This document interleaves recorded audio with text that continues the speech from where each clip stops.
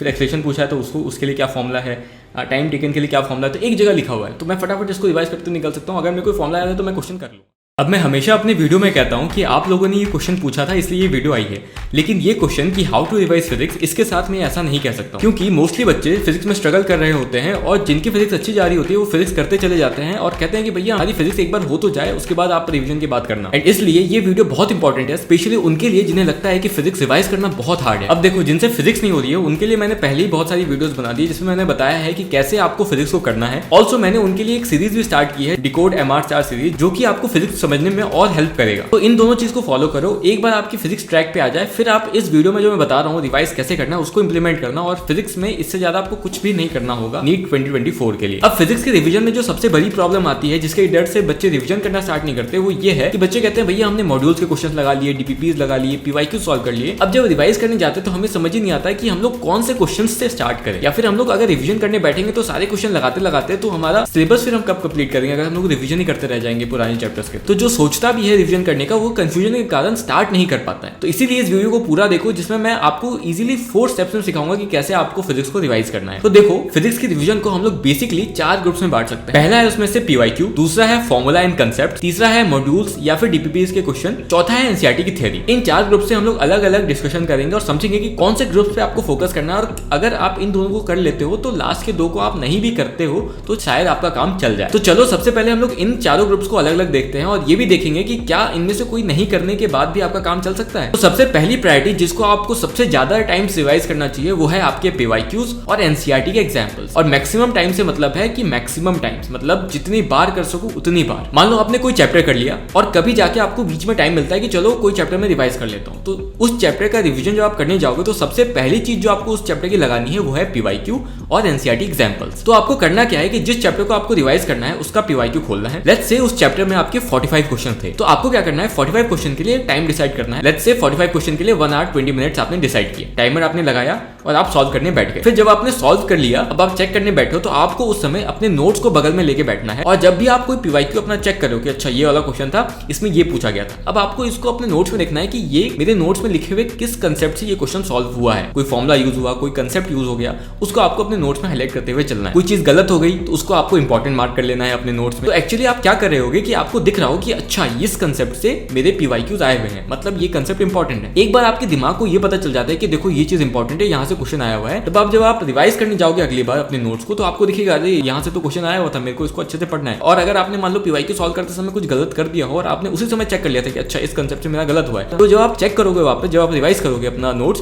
तो आपको जैसे आप उस कंसेप्ट को पढ़ोगे और वहां पे लिखा हो कि यहाँ से क्वेश्चन गलत हुआ है, आपको याद आएगा अच्छा यहाँ से ये PYQ पूछा गया था और मेरा ये गलत हो गया था। तो इनडायरेक्टली आप एक अपना बेस्ट शॉर्ट नोट्स, जो कि बेस्ट पॉसिबल शॉर्ट नोट्स हो सकता है बिना टाइम लगाए, वो आप बना लोगे। मतलब देखो अगर आपके पास टाइम होता 2 साल का तो आप शॉर्ट नोट्स बनाते, मैं भी आपको रिकमेंड करता कि आप शॉर्ट नोट्स बनाओ। लेकिन क्योंकि आपके पास टाइम ज्यादा नहीं है, आपके सारे सब्जेक्ट स्ट्रॉन्ग नहीं है, अगर आपके 2 भी सब्जेक्ट भी अगर वीक है, एक ही सब्जेक्ट आपका स्ट्रॉन्ग है, तो आपको शॉर्ट नोट्स बनाने का टाइम नहीं बचता है आपके पास। अब मान लो ये तो हो गया आपका पहला रिवीजन। अब मान लो फिर आपको कभी टाइम मिला आगे जाके, आपको फिर मन कर रहा है कि चलो वो चैप्टर रिवाइज किए बहुत दिन हो गए, वर्क फॉर एनर्जी आज फिर से रिवाइज करते हैं, तो आपको क्या करना है फिर से PYQ ही खोलना है। ठीक है, PYQ खोल के फिर से आपको टाइमर लगाना है। बस फर्क कितना है कि इस बार टाइमर कम टाइम का लगेगा। पहले आपने 1 आवर 20 मिनट्स का लगाया था, अभी भी 45 ही क्वेश्चन है, लेकिन इस बार टाइम जो आप लगाओगे वो 1 आवर का लगा लो या फिर 1 आवर 10 मिनट्स का लगा लो अपने कैपेबिलिटी के हिसाब से, लेकिन उसको कम कर लेना टाइम। ऐसा हम लोग इसलिए कर रहे हैं क्योंकि आपने वो क्वेश्चन ऑलरेडी कर चुके हैं। एग्जाम्स में आपके नए क्वेश्चन बन के आते हैं, मोस्टली 25-30 क्वेश्चन तो आपके वैसे ही आएंगे देखे देखे से, लेकिन कुछ क्वेश्चन नए भी बन के आते हैं, इसलिए वहां पे 1 आवर 20 मिनट्स का टाइम देते हो। जैसे जैसे आपका नंबर ऑफ रिविजन बढ़ते जाएगा वैसे वैसे आपका जो टाइम लिमिट है सॉल्व करने का वो कमते जाएगा, ताकि आपके दिमाग में हमेशा प्रेशर वाला जो सिचुएशन है वो बना रहे,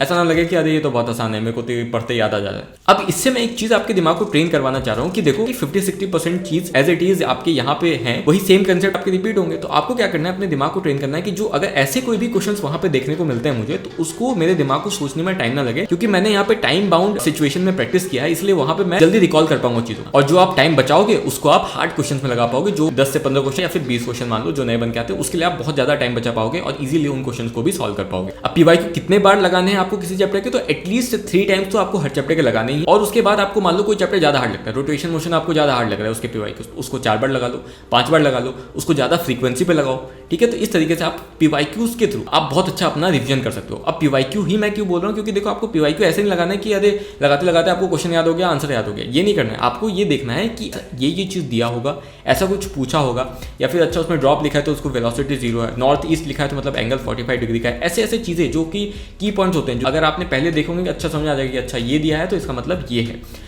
तो ये सब चीज़ें आपको नोटिस करनी है और समझना है कि अच्छा अगर ऐसा क्वेश्चन होगा तो इसको इस तरीके से सॉल्व करते हैं, इसमें ये गलतियां हो सकती है, ये चीज़ें आपको नोटिस करते जानी है पीवाईक्यू से, और यही आपके एग्जाम में आपको हेल्प करेगा। ये भी एक इंपॉर्टेंट चीज़ है कि रिवीजन से पहले आपके कंसेप्ट क्लियर हो, और इसी के लिए पीडब्ल्यू लेकर आया है यकीन 4.0 बैच, जो कि आपको 250 से लेकर 650 मार्क्स तक लेके जाएगा सिर्फ 3200 रुपीज़ में। इसकी क्लासेस 28 अगस्त से स्टार्ट हो रही है, तो अगर आपने कोई भी बैच ज्वाइन नहीं किया तो आप इसको डेफिनेटली ज्वाइन कर सकते हैं। 11th वाले बच्चों के लिए अर्जुना नीट 3.0 बैच, और 12th के बच्चों के लिए लक्षित नीट 3.0 बैच भी सिर्फ 3200 रुपीज में मिल रहा है। इन सारे ही बैचेस में इंडिया के टॉप एजुकेटर्स आपको पढ़ाएंगे। हफ्ते में 6 दिन आपकी क्लासेस चलेंगी, हर दिन आपके 3 लेक्चर्स लिए जाएंगे। हर लेक्चर के बाद आपको डीपीपीज मिलेंगी जिनमें क्वेश्चंस होंगे प्रैक्टिस करने के लिए, और उन्हें प्रैक्टिस करके आप अपने कंसेप्ट को स्ट्रॉन्ग बना पाएंगे। और अगर आपको कहीं भी डाउट आता है तो उसको क्लियर करने के लिए उन डीपीपीज के ही वीडियो सॉल्यूशंस भी आपको मिलेंगे इन क्विज फॉर्मेट। जैसे जैसे आपके चैप्टर्स खत्म होंगे, शेड्यूल के हिसाब से आपके टेस्ट लिए जाएंगे, जो कि आपको कॉम्पिटिशन में बनाए रखेगा। तो जाओ आजादी के इस अवसर पे अपने सपने की पहली कदम रखो, और इसमें से किसी भी बैच के लिए अगर एक्स्ट्रा डिस्काउंट आपको चाहिए तो मेरा कोड अभी 150 आप यूज कर सकते हो। सारे लिंक्स आपको डिस्क्रिप्शन में मिल जाएंगे। चलो वीडियो में आगे चलते हैं। अब मान लो आपने 2-3 बार किसी चैप्टर का पीवाईक्यू लगा लिया, आप बोर हो गए,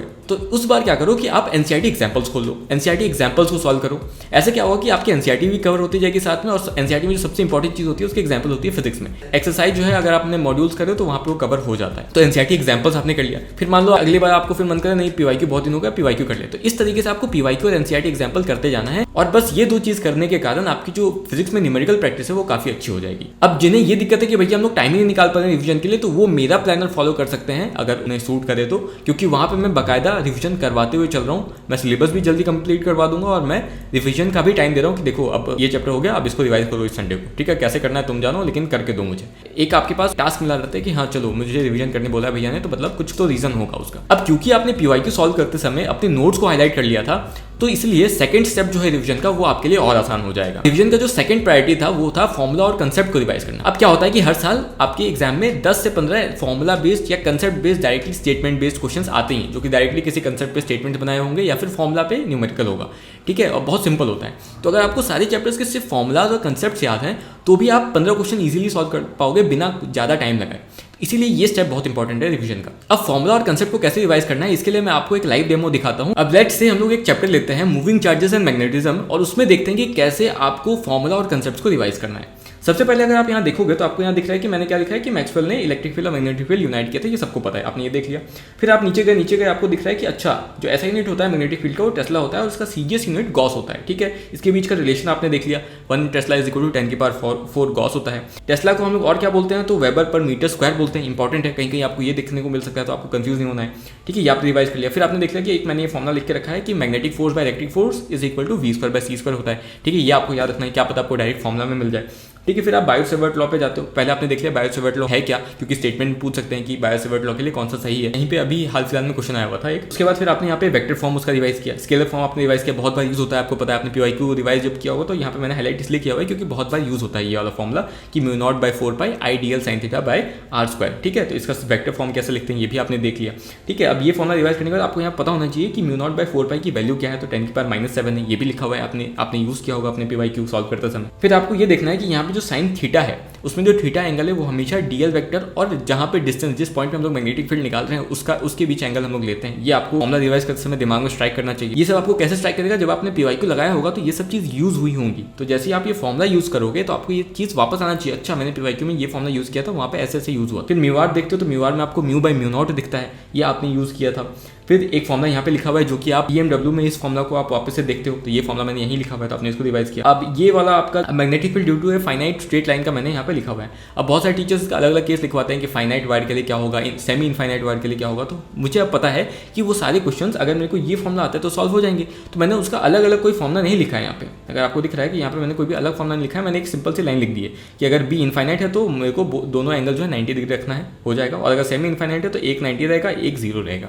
ये मैंने लिख दिया। मेरे को पता है कि इसमें कैसे अप्लाई करना है, तो ये मैंने रिवाइज कर लिया। इस तरीके से आपको फॉर्मूला रिवाइज करते जाना है। मतलब आपको फॉर्मूला में ये दिखना चाहिए कि अच्छा इसकी जगह क्या रखना है, हर एक टर्म में उसका क्या मतलब है, ऐसा यूनिट क्या है, उसमें कोई एक्सेप्शन है क्या। सर ने मान लो लिखवाया हुआ है कोई चीज़, बोला है कि ये एप्लीकेबल है, ये ट्रिक है, तो ट्रिक हर जगह एप्लीकेबल है क्या, ये भी आपको पता होना चाहिए। कंडीशन क्या क्या है उसके, कोई कंसेप्ट का है। जैसे बी नेट सेंटर है, मैंने इसको हाईलाइट नहीं किया क्योंकि सेंटर में जो है मेरे को याद हो गया था करते करते कि mu not I by 2a होता है, ठीक है, तो मैंने इसको हाईलाइट नहीं किया था। इस तरीके से अपने वीक पॉइंट्स के हिसाब से आपको अपने नोट्स हाईलाइट करने हैं। वो कैसे पता चलेगा, जब आप PYQ करोगे, ठीक है। तो इस तरीके से सबका अलग अलग हाईलाइट होगा, लेकिन उसको रिवाइज करते जाना है। ये जो चीज़ है मैंने पहले से अपने टेलीग्राम चैनल पर डाला हुआ है, तो अगर किसी को ये रिफर करना है तो वो उसको रिफर कर सकता है अपने नोट्स हाईलाइट करने के बाद। ऐसे इसमें आपको बहुत जगह कंसेप्ट्स भी मिलेंगे, जैसे कि यहाँ पे मैंने हॉलो सिलेंडर का केस लिखा हुआ है कि वहाँ पे इनसाइड में मैग्नेटिक फील्ड 0 होता है, आउटसाइड में ये वैल्यू रहती है। इसको आप कंपेयर करो इलेक्ट्रोसाइड साथ तो आपको कुछ रिलेशन दिखेगा। तो इस तरीके से आपको कंपेयर करते हुए जब आप पढ़ोगे ना तो आपको ज़्यादा लंबे समय तक याद रहेगा। जैसे यहाँ पे मैंने एम्पियर सर्किट लॉ कैसे अप्लाई करते हैं वो भी लिखा हुआ है। तो ये भी आप एज ए कंसेप्ट की तरह उसको रिवाइज करते हुए चल सकते हो, लेकिन आपको हाईलाइट बस वो चीज़ करनी है जो आपने यूज़ किया है या फिर जो आप भूलते हो ज़्यादा। सिमिलरली मैंने एक रोटेशन चैप्टर भी यहाँ पे लिया हुआ है। जैसे आप रोटेशन चैप्टर में ये रोलिंग मोशन वाला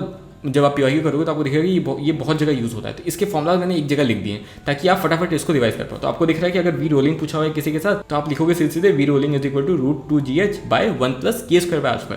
अब मेरे को पता है कि जो k²/r² है वो कुछ नहीं होता है। जब किसी भी शेप का अगर मैं मोमेंट ऑफ इनर्शिया लिखता हूँ तो उसका जो भी न्यूमेरिकल वैल्यू उसके आगे है, जैसे कि अगर मैं डिस्क का लिखता हूँ तो mr²/2, तो इसमें जो न्यूमेरिकल वैल्यू वो क्या है 1/2 है, तो मैं k²/r² की जगह 1/2 लगाता हूँ। ये मेरे को अपने PYQ सॉल्व करने से पता है। तो जब भी मैं रिवाइज करूँगा तो मेरे को पता होगा कि अच्छा k²/r² की जगह जो है वो क्या रखना है मुझे। तो ये कहीं कहीं बीटा भी लिखते हैं इसको, तो वो आप देख लेना।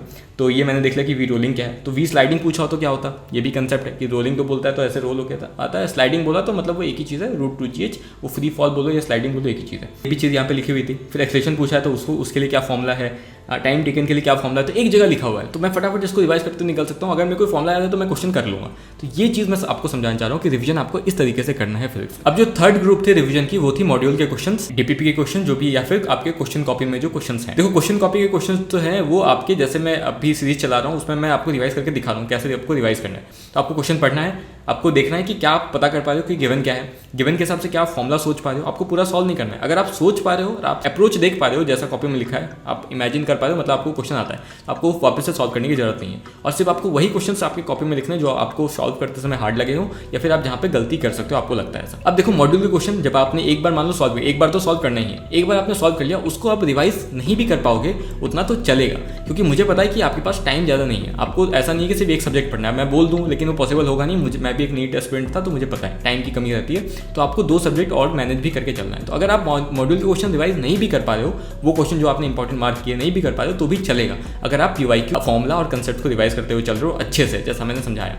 इसका ऑल्टरनेटिव क्या है कि मॉड्यूल क्वेश्चन आप नहीं लगा पा रहे हो, कोई दिक्कत नहीं। आप क्या करो, हर संडे को एक टेस्ट रखो। उसमें क्या होगा कि मॉड्यूल के सारे इंपॉर्टेंट क्वेश्चंस दिए रहते हैं, तो उससे जितने भी इंपॉर्टेंट क्वेश्चन होंगे वो एग्जाम में आने के जिसके चांसेस सबसे ज्यादा है वो वहाँ पे टेस्ट में ऑलरेडी देंगे, और आप अगर टेस्ट देते जाओगे तो आपके वो क्वेश्चंस रिवाइज होते जाएंगे, ठीक है। तो अगर आप नहीं भी कर पाओ, मान लो एंड के लिए आपने रखा था मॉड्यूल रिवाइज करने के लिए लेकिन आप नहीं कर पाए, तब भी आपको कोई ज्यादा नुकसान नहीं होगा। इस तरीके से अगर आप मॉड्यूल क्वेश्चन मान लो जैन तक तो मत करो मॉड्यूल के क्वेश्चन अभी, अगर टाइम नहीं मिल रहा है तो। अगर टाइम मिल रहा है तो कर सकते हो आप। अगर आप 160+ का स्कोर सोचो, 2 सब्जेक्ट अगर आपके स्ट्रॉन्ग है, मान लो फिजिक्स बायो स्ट्रॉन्ग है तो आप कर सकते हो, आपके पास टाइम अगर है तो। अगर टाइम नहीं है तो कोई दिक्कत नहीं, इसको छोड़ दो एंड के लिए, अगर टाइम मिला तो देखेंगे। बाकी आप टेस्ट देते जाओ, अगर टेस्ट देते जाओगे तो आपकी मोस्टली जो मॉड्यूल के सारे इंपॉर्टेंट क्वेश्चन है वो कवर हो जाते हैं। लास्ट थिंग इज एनसीईआरटी की थ्योरी। देखो अभी सबको लगता होगा एनसीईआरटी की थ्योरी से क्वेश्चन आते तो हम लोग को एनसीईआरटी थ्योरी स्टार्टिंग करनी चाहिए, लेकिन देखो ना ही वो पॉसिबल है जब तक आप एकदम स्टार्टिंग से नहीं पढ़ रहे हो 11-12 से। अगर आपने अभी स्टार्ट किया है, आपके पास कम टाइम है, 7-8 महीने का टाइम है या फिर 1 साल का टाइम है, तो अभी करने का कोई फायदा नहीं है। जनवरी तक बिल्कुल मत करो, फैब तक, फैब के बाद स्टार्ट करना एनसीईआरटी की थ्योरी पढ़ना, क्योंकि सारे चैप्टर्स एक तो पढ़ने नहीं होते हैं। कुछ इंपॉर्टेंट चैप्टर्स है जो आपको पढ़ने होते हैं मैं बता दूंगा आपको बाद में। बाकी जो मेरी टेस्ट सीरीज ज्वाइन करेगा उसको तो पता चल ही जाएगा, क्योंकि वहाँ पे NCERT highlights, physics, physical chemistry, organic तीनों को उसको मिलेंगे और उसको कैसे यूज करना है वो भी मैं वहाँ पे बता दूंगा उसे। तो अभी के लिए ऊपर के 2 पॉइंट्स दैट इज PYQ,